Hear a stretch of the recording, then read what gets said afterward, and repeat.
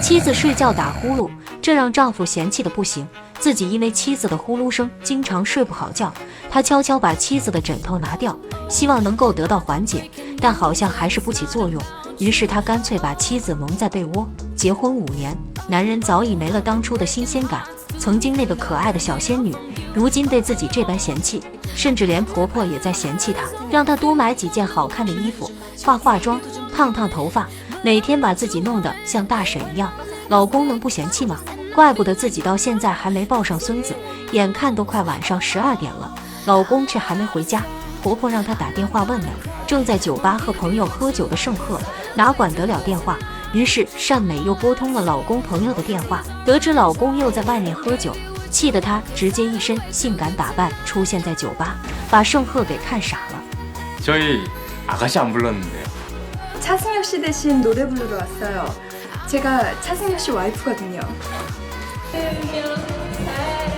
老婆这一波操作惊呆众人，盛赫更是被吓得不知所措。随后朋友们欢送他们离开，还夸盛赫真有福气，娶到这么好的老婆。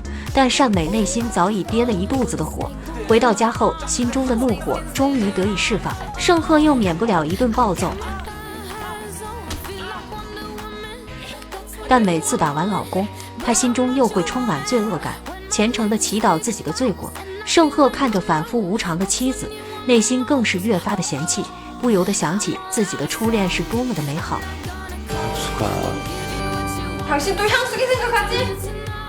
아니, 第2天，得知大学的初恋香书要回国，盛赫想与他叙旧，而妻子也想努力变得贤惠，在家做了丰富的晚饭等着丈夫回家，而盛赫却在与老同学聚餐。